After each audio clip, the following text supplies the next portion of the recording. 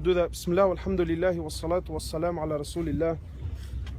My brothers, the family has made it very, very clear that if there's anyone here who feels like he has a right with this brother, or he feels like this brother owed him anything in this world, then come forward and see the family. This is not a pride issue. In fact, this is a haqq issue. And this is actually a sunnah of Rasulullah sallallahu alayhi wasallam. And if you feel like that there used to be a time when you two were joking and he said a word that hurt you once, then forgive him. And if you feel like that there was something once in the days where something took place, whatever the case is, wallahi my brothers, this is the time and the moment that we forgive one another purely for the sake of Allah. If there's anything right now that is going to benefit this brother, it is our dua and our forgiveness towards him, and asking Allah subhanahu wa ta'ala also to forgive him. My brothers, like we were mentioning before, you know, we come to the grave, we come to the cemetery now. For what purpose? Why are you here? Why are we here?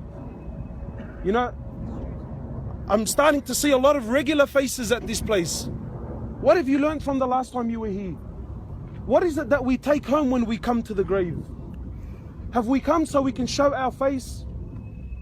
Do you think the brother is in need for you to just show your face? Brother, did you go? Yeah, well, alhamdulillah, I went, I showed my face and I called it a day. No, if you're not here to benefit, if you're not here to take a lesson, if you're not here to change your life, then why are you here? You know, my brothers, many years ago, I was in Syria and I visited one of the graves there, one of the cemeteries. And on the door of the cemetery, they had a plaque, a very interesting plaque. And basically it said on the plaque before you enter into the cemetery, it said, do not be surprised. It's speaking on behalf of the dead, yeah? It said, do not be surprised by us, for we were like you yesterday. But as for tomorrow, well, tomorrow you will be like us. Don't come here and be shocked. There's nothing to be shocked about. And don't feel sorry for brother. Wallahi, don't feel sorry for the brother. Rather, you should feel sorry for yourself. How are you living your life? And how will you live? What is the purpose of our existence in this world, my brothers? What, to eat, to play, to wear nice clothes and a hectic watch and drive a mad car? Do you really think that Allah, hasha lillah subhanahu wa ta'ala, do you think Allah subhanahu wa ta'ala is that bored and he has nothing to do but to create these little human beings that will spend all their lives competing amongst one? Do you really think that that's the purpose of our existence? Or did Allah subhanahu wa ta'ala create us for something far greater? My brothers, life is not a joke. It's not a joke. You've been created for a reason. And we stand here now and I see many broken hearts and, you know, obviously the father standing next to me, whatever have you. But ask yourself really, now in this moment, what good is a house to this brother? What good is all the money in the world to this brother? What good is an AMG or a Lambo, whatever you want to call it? What good is that now to him? What good is a 6'2" blonde? It's of no benefit. It's of no benefit. No matter how many zeros were in you, it's of no benefit now. Granite bench tops, timber bench top, ensuite, not ensuite, is a double story, is it a split level? How many? This is of no benefit whatsoever. This is gone. وَمَا الْحَيَاةُ الدُّنْيَا إِلَّا مَتَاعُ الْغُرُورِ. What is the life of this world except it's a deception, it's a dream, it's an illusion. Why is it a dream? Because to believe in the dream, you have to be what? You have to be asleep. Ali bin Abi Talib, he says, you're asleep. And when death comes, you wake up. Ya hasrati, whoa, where am I now? And it's too late then.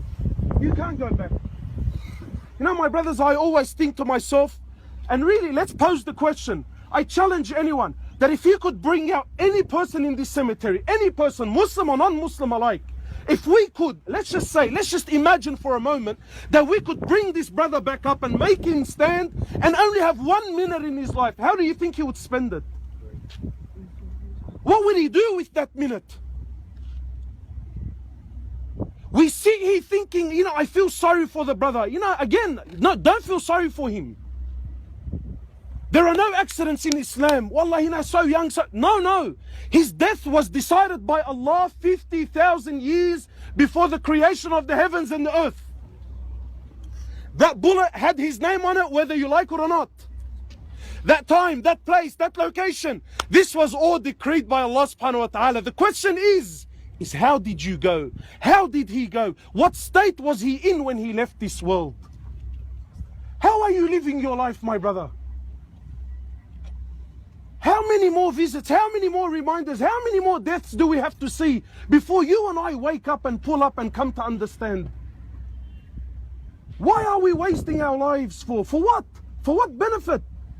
So I ask, if we could bring him up, brother, how would you spend your minute?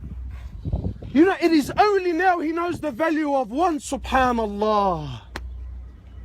Now he knows the value. If I had just given $1 more in charity, I would have found it here. Ya Allah, if I just did one more sajda, if I had just one more sajda, I would have found the light of that sajda in my grave. But now it's too late. Now it's too late.